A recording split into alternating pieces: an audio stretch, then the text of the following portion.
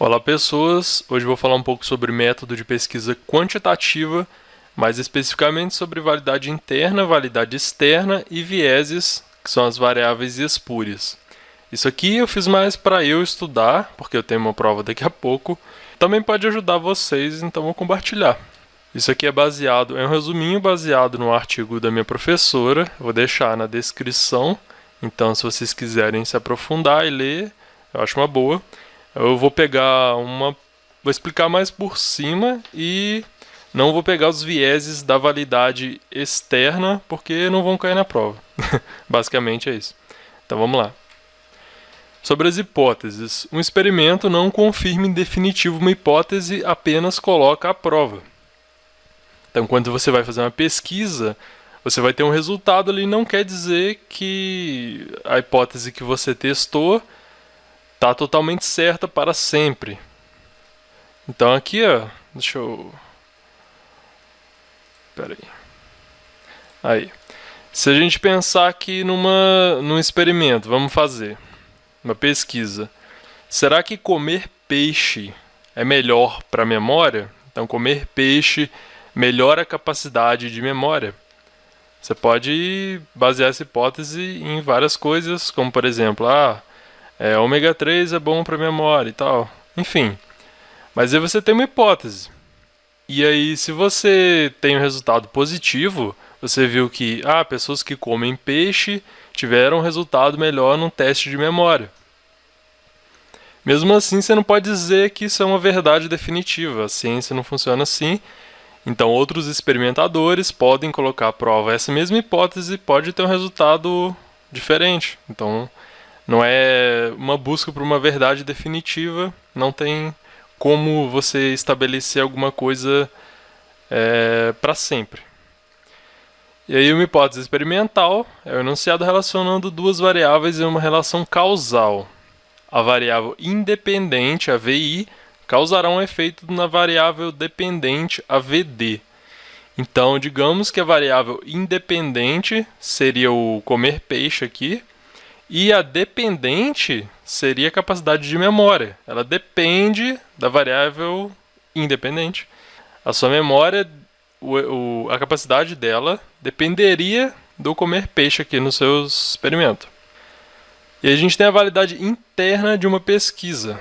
Ela se refere à certeza da relação entre a VI e a VD, entre as duas variáveis, ou seja, aqui no nosso exemplo, entre o comer peixe e a capacidade de memória.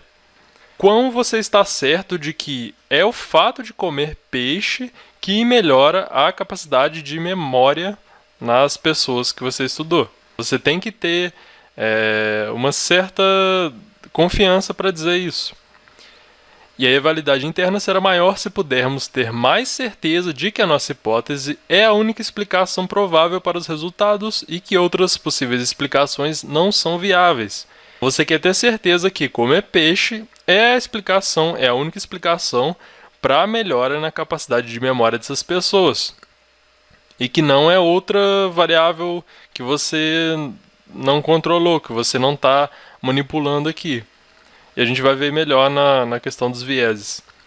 É necessário que a montagem da nossa pesquisa, o delineamento, seja capaz de evitar que variáveis espúrias, hipóteses rivais, interfiram com o efeito da nossa VI. Se a sua hipótese é de que comer peixe melhora a capacidade de memória, você tem que evitar as hipóteses rivais. Sei lá, pode ser que pessoas que assistem mais televisão tenham capacidade de memória melhor, ou que montam aquele cubo mágico têm capacidade de memória melhor. Você tem inúmeras hipóteses para explicar alguma coisa. Então a ideia é de que você consiga isolar esse efeito, você consiga manipular de forma a ter confiança de que o que você está introduzindo ou manipulando, que é a VI, a variável independente, tem o efeito, é isso que causa o efeito na sua variável dependente. Uma pesquisa tem alta validade interna quando ela é capaz de diminuir as hipóteses rivais plausíveis, deixando apenas a nossa hipótese experimental como explicação plausível dos dados. Seria dizer que não são essas outras coisas, não é televisão, não é não é treinar no cubo mágico, mas sim o comer peixe que afeta a capacidade de memória. Então, o delineamento da pesquisa vai servir para a gente controlar as variáveis espúrias, que são essas variáveis que vão interferir na nossa conclusão sobre a pesquisa, são os vieses. E a validade interna é garantida quando o delineamento permite-se ter certeza de que as relações entre VI e VD não podem ser explicadas por outros fatores, outras variáveis além da VI. A montagem de pesquisa, que é a melhor e mais respeitada como estratégia de garantia da validade interna, é a distribuição aleatória dos sujeitos aos grupos. Ou seja, você vai pegar aleatoriamente os sujeitos e vai distribuir nos grupos. Você tem aqui um monte de sujeitos, você não vai escolher, você vai pegar tudo aleatoriamente, aí bota lá no grupo experimental, tudo por sorteio.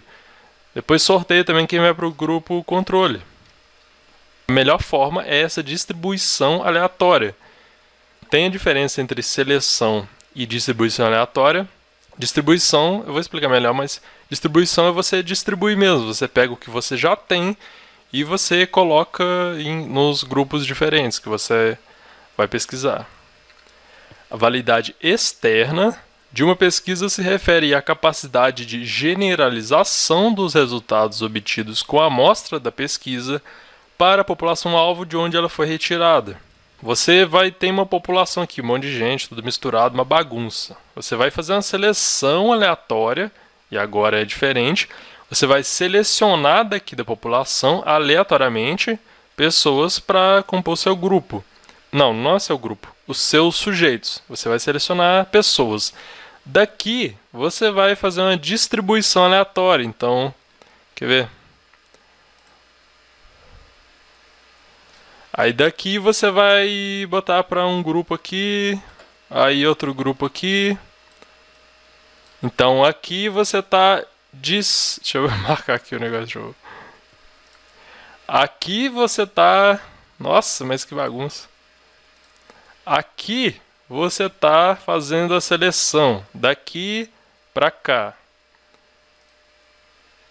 E aqui você está fazendo a distribuição para os grupos experimental, grupo controle e tal. A melhor estratégia para se garantir a validade externa de uma pesquisa é compor a amostra que será estudada com sujeitos que sejam selecionados aleatoriamente da população-alvo, de modo que a amostra seja representativa da população. Selecionou aleatoriamente aqui, e aí você tem sua amostra, aí você também precisa, e aí se refere à validade externa, que é generalização dos resultados obtidos com a amostra para a população-alvo de onde ela foi retirada. Então, você retirou, você teve resultados aqui. Digamos que, nesse grupo aqui, comer peixe aumentou a capacidade de memória. Só que esses resultados que você obteve na amostra, você precisa poder dizer sobre a população. Generalização dos resultados. Você tem que garantir, você tem que dizer que o que você teve aqui de resultado na amostra, você pode dizer sobre a população. Em vez de dizer só, essa amostra aqui teve uma memória melhor comendo peixe, você deveria poder dizer que de acordo com os resultados da pesquisa, a população daqui de onde você tirou tem uma capacidade melhor de memória comendo peixe. Acho que deu para entender. Porque também, se você tivesse só um resultado que, se pudesse dizer só da amostra, não seria muito útil o seu resultado. Você tem que poder dizer da população, expandir esses resultados que você encontrou e trazer um retorno também. Isso seria validade externa, uma coisa válida para fora ali do grupo que você está pesquisando. Sobre a validade externa, é basicamente isso. Eu não vou entrar nos vieses dela, mas no texto aí que eu vou deixar são 4. Então vocês podem dar uma olhada se vocês precisarem. Vamos para a validade interna. São 3 procedimentos básicos que podem ajudar a controlar a maioria dos vieses. Ter um grupo controle. Esse grupo controle não é submetido a VI. Apenas o grupo experimental é submetido a VI. É importante para vermos o que acontece com os sujeitos quando eles não são submetidos a VI. Como exemplo, a gente tem efeito de terapia. Vou usar minhas habilidades incríveis aqui de desenho. Então você tem aqui, ó, o grupo controle e aqui o grupo experimental. Esse grupo controle aqui, ele não vai receber nada, não vai receber intervenção. Ele serve só para controlar, para comparar. Já esse aqui receberia, por exemplo, a terapia. Nossa, que difícil escrever aqui. Caramba, horrível, mas dá para ler, né? Terapia. Aqui você receberia terapia. Você tem que conseguir controlar, na verdade, comparar esses dois grupos para você dizer que a terapia tem algum efeito. Porque senão podem ser outras as influências para esse grupo aqui melhorar. Então, esse aqui não está recebendo nada. Esse aqui está recebendo terapia. Esse aqui, que está recebendo a terapia, tem que ter um resultado melhor do que esse aqui para você dizer que a terapia tem algum efeito. Porque se for tudo igual, você vai dizer, a terapia não vale nada. O outro procedimento é igualar os grupos por meio da distribuição aleatória dos sujeitos aos grupos. A melhor maneira de controlar os vieses que ameaçam a validade interna de uma pesquisa. A distribuição igualitária das variáveis individuais torna os grupos equivalentes. É aquilo lá que eu tinha falado de você distribuir aleatoriamente. Aí bota um monte de gente aqui, sorteando um monte de gente aqui. E não escolhe cada grupo. A gente vai ver, dá para entender melhor na hora dos vieses. A tentativa de igualar os dois grupos sem distribuição aleatória não é eficaz para igualar os grupos em relação a todas as variáveis que possam ser relevantes para a pesquisa. Você vai pegar lá no exemplo do peixe e da memória. Você pode pegar certas variáveis e igualar escolhendo mesmo. Eu quero universitários de tantos a tantos anos, etc. Mas podem ter inúmeras variáveis que você não controla, você não percebeu ali que elas poderiam influenciar, que é, sei lá, assistir televisão e praticar o cubo mágico. E podem ter variáveis que você nem sabe que podem influenciar. Então não é uma boa fazer isso aqui. É melhor fazer isso aqui, distribuição aleatória dos sujeitos aos grupos. E a gente tem outros procedimentos também, que são grupo placebo e procedimento duplo cego, que a gente vai ver melhor em um dos vieses. O primeiro viés é o história. É o viés provocado pela ocorrência de um evento externo simultaneamente à ocorrência da VI, que irá influenciar a variável dependente durante o desenrolar do experimento. Por exemplo, pode ser um evento social. Se você quiser fazer um experimento, uma pesquisa, e verificar se as pessoas mudam de atitude após ver um filme positivo sobre negros, pode acontecer um evento desse aqui. Então, digamos que você faz um teste inicial de atitude, aí depois você vai mostrar o filme para as pessoas, e depois você vai fazer um teste posterior. Só que a ideia é você dizer se o filme, por exemplo, Pantera Negra, se o filme sobre os negros, de uma forma positiva, se ele tem um efeito na atitude, se melhora a atitude ou piora, etc. Ou se mantém também. Então, mas pode ocorrer coisas fora esse filme que interferem. Então, sei lá, uma pessoa, um negro pode sair na televisão tendo salvado gatinhos da árvore, salvado pessoas do incêndio. Enfim, pode ter parecido com um herói. Então, isso pode ter causado esse efeito, também pode interferir na nossa pesquisa. É uma variável espúria que está atrapalhando ali a gente entender essa relação. E também pode ter um efeito diferente. O negro pode aparecer como uma imagem muito negativa, como, sei lá, ter sequestrado uma família, matado um monte de gente, não sei. Então tem esse problema, né, no viés história. A gente tem efeito da estação do ano também, por exemplo, mudança de humor no verão. Eu já vi estudo dizendo que países, e aí seria um estudo correlacional, dizendo que países quentes têm um índice maior de violência. E uma hipótese é de que a temperatura maior, então o clima mais quente, causaria mais irritabilidade nas pessoas. Isso aqui pode interferir na sua pesquisa também. Se você vai pesquisar a irritabilidade das pessoas, os resultados podem ser diferentes no calor ou no frio. Só um exemplo, enfim. Efeito dos eventos institucionais, semanas de provas ou fim de semestre numa universidade, por exemplo. Você vai testar, vai pesquisar síndrome de burnout ou nível de estresse entre estudantes. Se você fizer aqui na semana de provas, você pode ter um nível muito discrepante. E o que seria diferente se você fizesse numa semana normal, né? Ciclo da semana, por exemplo, fim de semana. Se você quiser pesquisar consumo de álcool entre adultos, entre, sei lá, entre universitários também. Então, talvez no fim de semana isso aqui vai ser maior do que nos dias de semana. Então, tem que prestar atenção nisso também.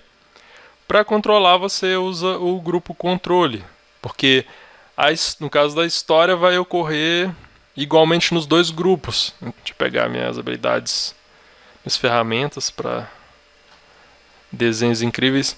Você tem GC, grupo controle, e GE, grupo experimental. Aí tem um caso lá do negro que apareceu como herói na televisão. Então vamos desenhar uma televisão aqui. Nossa, muito bom. Aí, esse efeito aqui, ele interferiu nos dois. Então, meio que eles estão iguais também.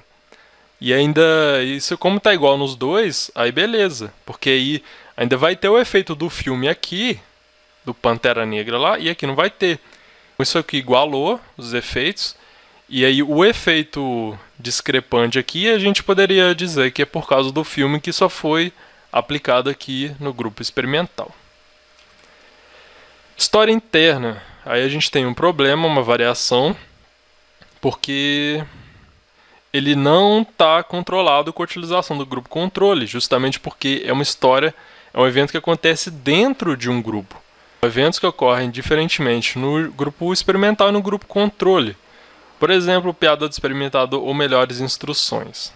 Então aí temos um experimentador piadista.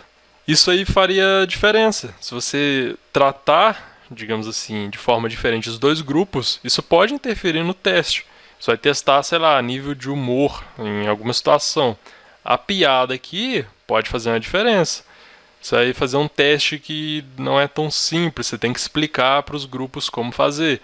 Então, se você der melhores instruções para um ou para outro, pode ter um efeito aí que a gente não quer, que vai tornar mais, vai interferir com a nossa variável, independente que a gente quer medir o efeito e tal.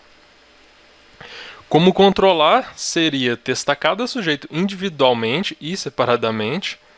Então, não seria em grupo, você não teria esse efeito no grupo total, isso seria distribuído aí e tal.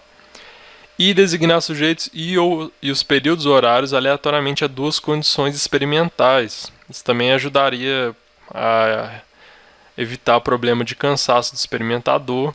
A ideia é você misturar tudo mesmo e não saber direito, não ter uma coisa tão rígida. Você tem aqui o controle e o experimental. Se você tivesse uma piada aqui, para esse grupo todo, você bagunçaria a parada e estragaria. Só que você tem um monte de gente aqui, aí você já não vai ter essa unanimidade, como é que eu falo? Esse efeito homogêneo dentro do grupo. Você estaria testando cada um individualmente. Segundo viés, maturação, é um viés ocasionado pela influência de variáveis ligadas a processos internos aos sujeitos, ou seja, processos biológicos ou psicológicos que ocorrem entre o pré-teste e o pós-teste. Por exemplo, intervenção terapêutica no grau de depressão e a remissão espontânea. Você pode ter... Aqui, você tem um grupo e você tem as pessoas com depressão. Só que aí essas pessoas aqui, existe um fenômeno que chama remissão espontânea. Essa depressão pode diminuir naturalmente. Então vai caindo, mesmo sem você introduzir a pessoa terapia. Então às vezes a pessoa melhora na fila para ser atendida na psicoterapia. Então isso aqui poderia interferir com o nosso efeito se a gente quisesse testar a eficácia da terapia. E as principais fontes de influência que podem acarretar no viés de maturação são o desenvolvimento motor ou cognitivo dos sujeitos que ocorre com a idade. Então, se você testar crianças, sei lá, de 5 anos, quer fazer um teste de inteligência, se você testar ela com 6, você vai ter diferentes resultados por causa do desenvolvimento cognitivo que ocorreu com a idade, e não exatamente porque você aplicou um método pedagógico diferente. Processo de envelhecimento dos sujeitos, pode acontecer mais com pessoas idosas. Processo de fadiga, sono ou fome durante o experimento. Se você fazer um teste de concentração, por exemplo. Então tem uma pessoa aqui, pessoa meio estranha, mas ela tá... Você quer testar a concentração dela numa aula, não sei, alguma coisa assim. Se ela tiver com fadiga, sono ou fome, ela pode simplesmente começar a não conseguir mais pensar, porque ela está pensando num hambúrguer, finge que isso aqui é um hambúrguer, está pensando em dormir, então você tem uma... Como é que desenha a cama? Você tem uma cama aqui, ó. Ela quer dormir, ela quer só descansar, sei lá, ela não está prestando mais atenção aqui. Então isso aqui pode interferir quando você não quer que isso interfira, você não quer que os resultados sejam poluídos. Mudança no nível de motivação dos sujeitos durante a introdução da VI. Existe até teste de motivação, seria um exemplo mais explícito de como mudar o nível de motivação das pessoas pode interferir. Então, sei lá, se você fazer um experimento por 5 horas, pode ser que na 5ª hora a pessoa já desanime. Imagina aí um Enem, né? A pessoa não aguenta ficar tão animada assim para fazer, isso pode interferir. A própria experiência adquirida pelo sujeito em sua vida. Você pode fazer pesquisas sobre a vida inteira e a pessoa vai tendo experiências ali durante a vida dela que podem causar resultados e confundir o que você quer saber sobre a sua VI. Como controlar grupo controle? O viés de maturação ocorrerá nos 2 grupos igualmente, e assim poderemos interpretar os resultados obtidos sem o perigo de nos confundirmos com a interferência desse viés. Pega as crianças lá, você pega crianças de 6 anos e grupo controle, nossa, que isso é esse? Grupo experimental, elas vão ter uma maturação semelhante se você aplica um método pedagógico. Aqui, você pode, a diferença que tiver aqui, se esse aqui tiver melhor, você pode dizer que seria o efeito da sua VI. Vamos lá, testagem ocorre quando os sujeitos aprendem a responder melhor ou pior a um questionário aplicado no pré-teste e no pós-teste para avaliar os efeitos da VI na VD. Por exemplo, a aplicação repetida de um teste de inteligência pode levar a uma melhora nos resultados devido à aprendizagem dos sujeitos com esse teste. Você tem um pré-teste e aqui você tem um... Nossa, vai dar a mesma letra. Pós-teste. Aí você tem aqui a pessoa. Vamos fazer agora ela de chapéu. Aí a pessoa fez isso aqui, um teste de inteligência, no começo, ela pode aprender a responder esse teste e usar esse aprendizado para responder isso aqui. Não necessariamente foi a inteligência dela que se modificou, ou a inteligência de uma maneira geral, sei lá, um teste de QI, alguma coisa assim. Mas o aprendizado sobre esse teste específico. E aí a gente tem um problema. E a gente também tem medidas reativas. Por exemplo, autoobservação, você tentar contar quantos números de cigarros ou quantos alimentos a mais você está comendo.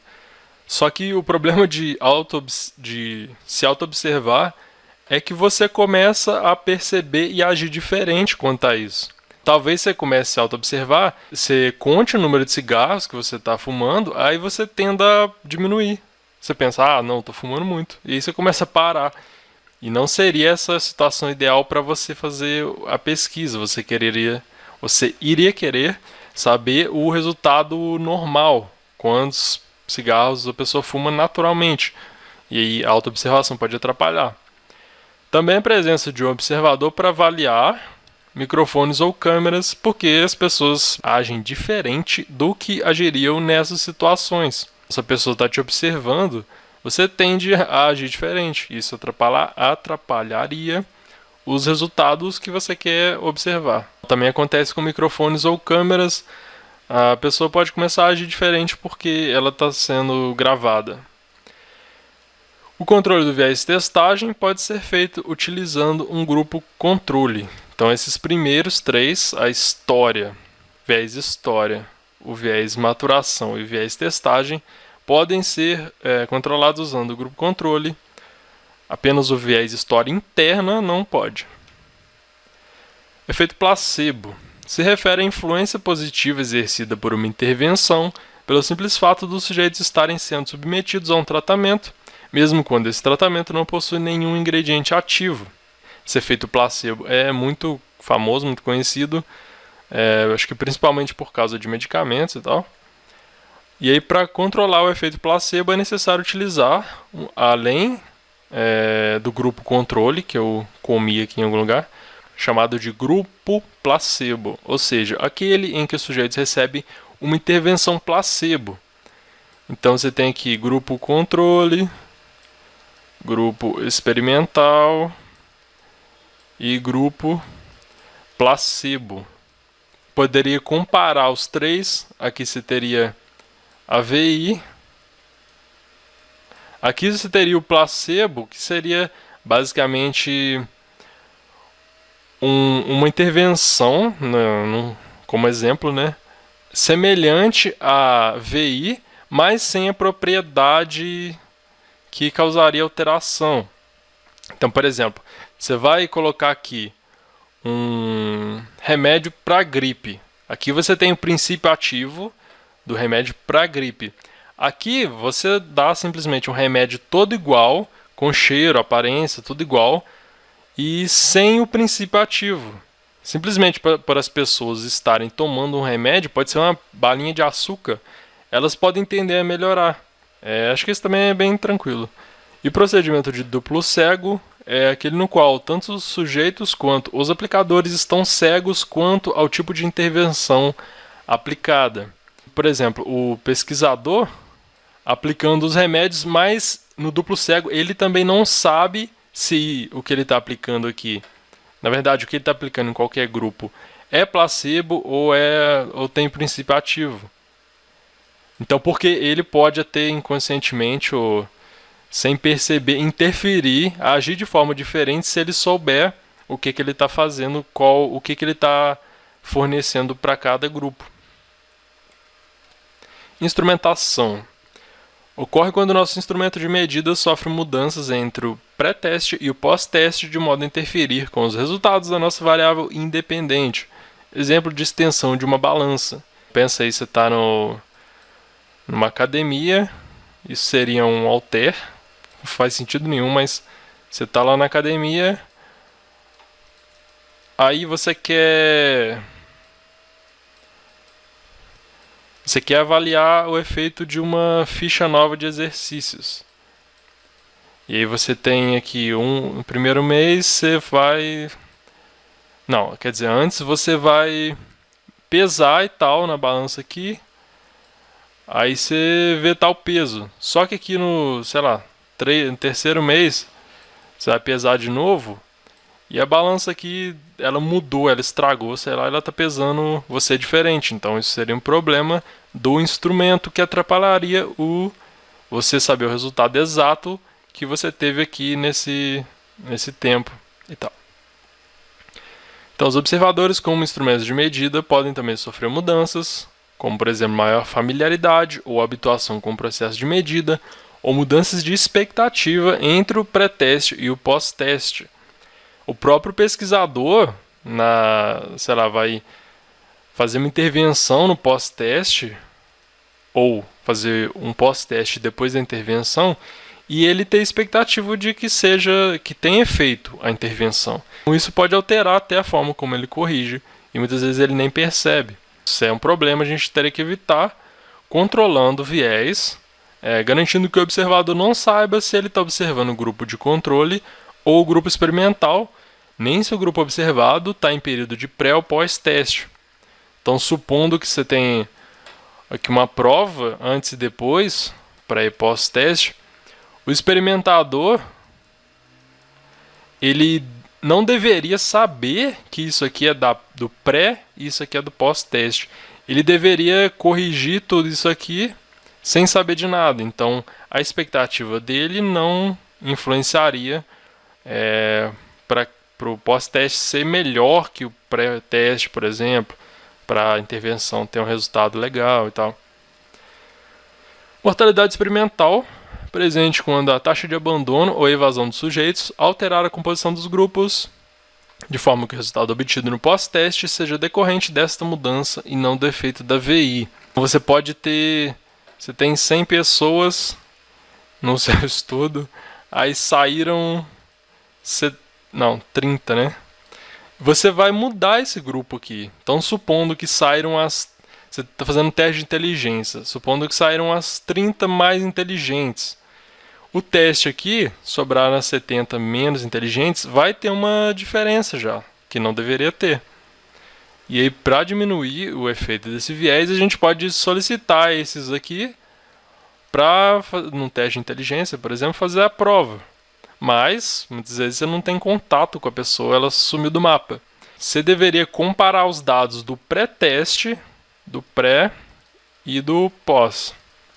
Você deveria comparar aqui e dos sujeitos que abandonaram a pesquisa com os dados dos sujeitos que permaneceram na pesquisa, esses 70 aqui, para verificar se tem uma diferença significativa entre os dois grupos com relação a variáveis pertinentes, tais como as variáveis individuais e clínicas. Se esses que saíram aqui não tem muita diferença para esses que ficaram aqui, então eles não são mais ou menos tão inteligentes quanto, aí tudo bem, mas aí o problema é quando saiu pessoas com scores mais nos extremos, pensando nesse exemplo aqui que a gente está falando. E isso é exatamente o próximo viés também, que a gente vai falar, que é a regressão estatística em relação à média.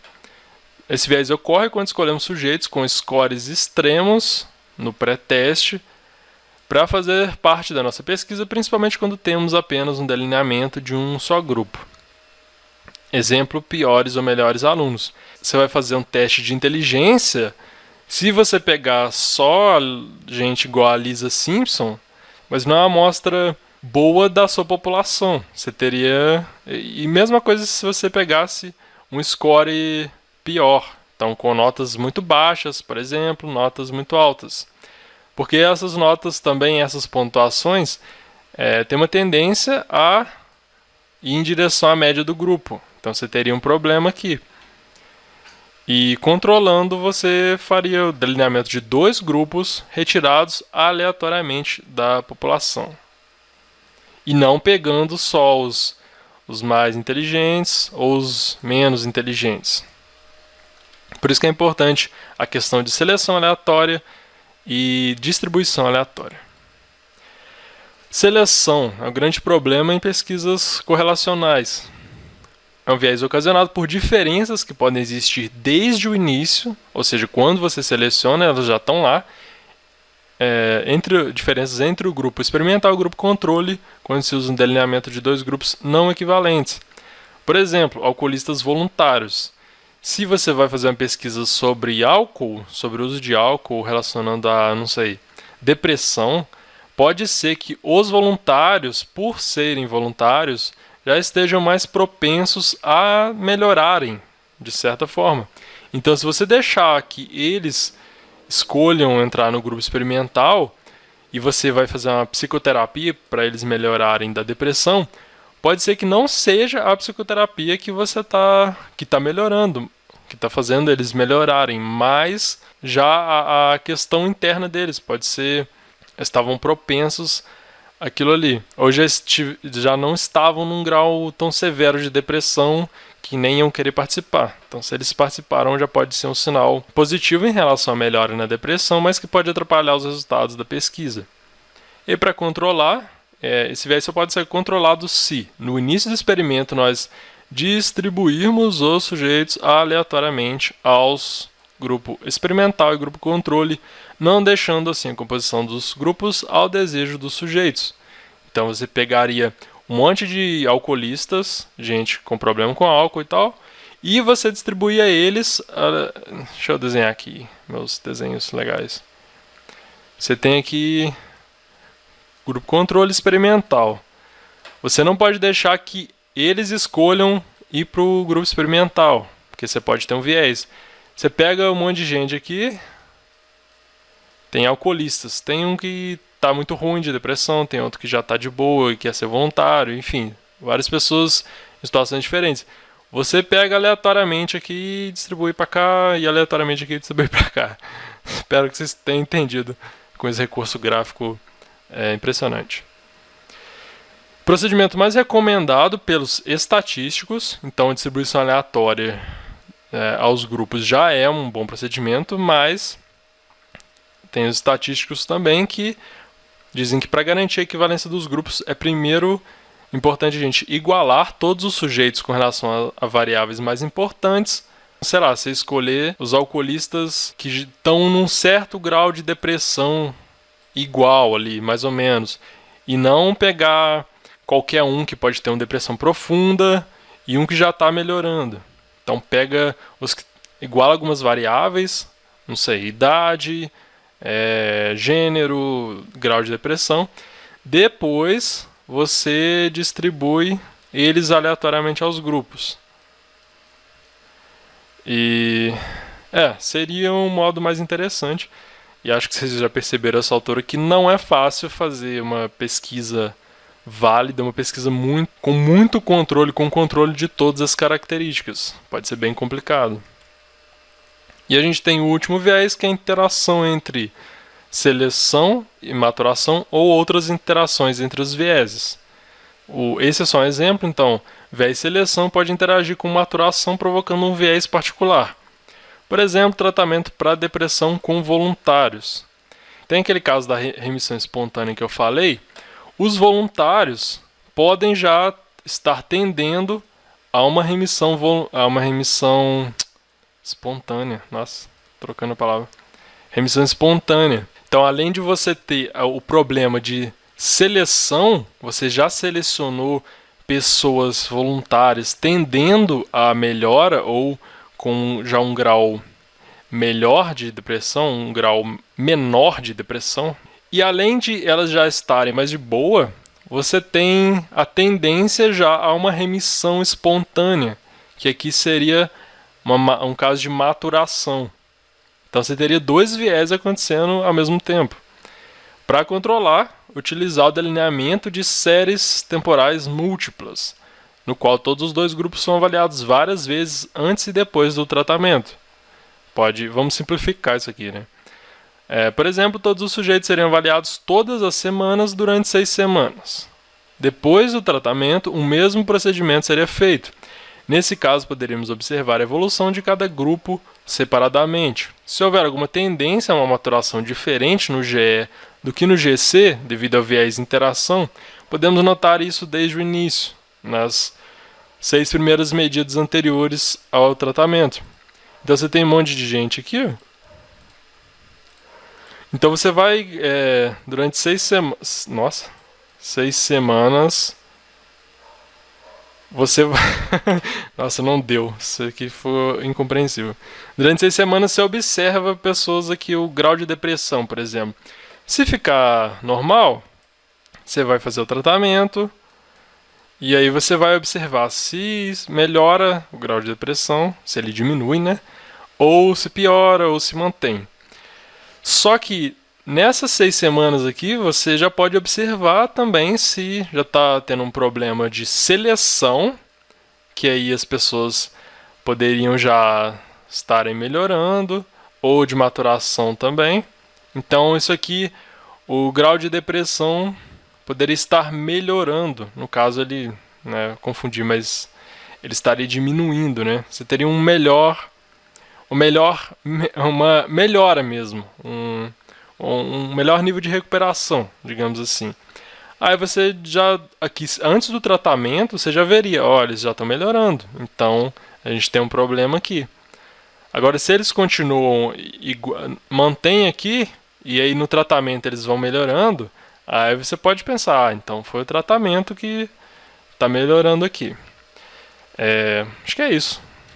Então, espero que vocês tenham entendido, espero que os meus desenhos, eu tenho grandes habilidades gráficas realmente, espero que eles tenham auxiliado bastante vocês, e até a próxima.